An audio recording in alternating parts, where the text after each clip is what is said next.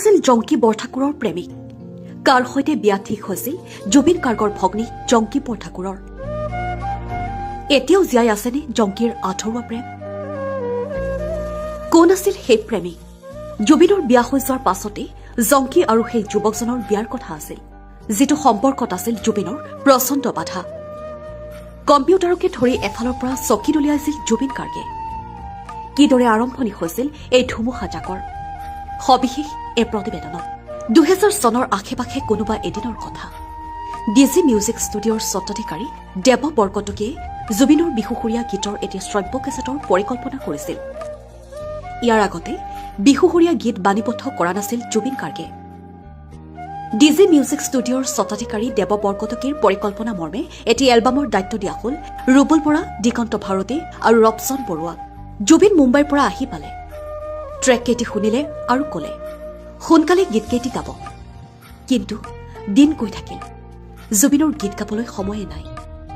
এদিন সন্ধিয়া হঠাতে ষ্টুডিঅ'ত জুবিনৰ ভগ্নী জংকি বৰঠাকুৰৰ উপস্থিতি দেৱ বৰকটকীৰ কথামৰ্মেই গীত গাবলৈ যোৰহাটৰ পৰা ষ্টুডিঅ' আহিল জংকি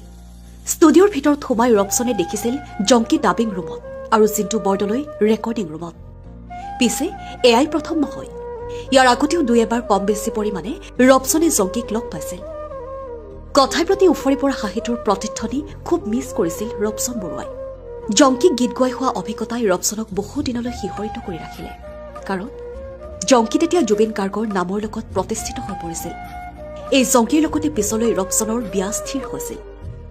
জুবিনৰ বিয়া হৈ যোৱাৰ পাছতে জংকি আৰু ৰবচনৰ বিয়াৰ কথা কিন্তু প্ৰথমতে জুবিনে এই সম্পৰ্কক সহজে লোৱা নাছিল এই সম্পৰ্কত আছিল জুবিনৰ প্ৰচণ্ড বাধা এদিনৰ কথা জুবিনে মিউজিক কৰি আছে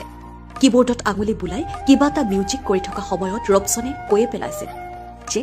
মই জংকিক বিয়া পাতিব খুজিছো হঠাৎ যেন মেঘৰ গাজনি জুবিনৰ কিবোৰ্ড বজাই থকা হাত দুখন স্তব্ধ হৈ পৰিল ধুমুহাৰ গতিত জুবিন ওলাই গৈছিল ষ্টুডিঅ'ৰ বাহিৰলৈ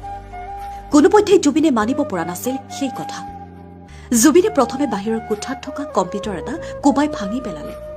তাৰ পাছত এফালৰ পৰা চকীবোৰ দলিয়াবলৈ লাগিল ৰবচনে বুজি পাইছিল যে এয়া ধুমুহাৰ আৰম্ভণিহে বহুদিন বহুজাক ধুমুহাৰ পাছত সেই গৰ্জন এদিন হাম কাটিল জুবিন এখন শান্ত নদী হৈ পৰিছিল জুবিনে মানি লৈছিল কথাবোৰ জুবিন পৰিয়ালেও সন্মতি দিছিল সেই বিয়াত সিদ্ধান্ত হৈছিল জুবিনৰ বিয়াৰ পাছতেই হ'ব জংকি আৰু ৰবচনৰ বিয়া কিন্তু এটা পথ দুৰ্ঘটনাই সকলো চুৰমাৰ কৰি দিছিল কিয় আৰু কিদৰে সংঘটিত হৈছিল সেই দুৰ্ঘটনা হোৱাৰ আগতেই কেনেকৈ বিয়পিছিল মিছাকৈ দুৰ্ঘটনা হোৱাৰ খবৰ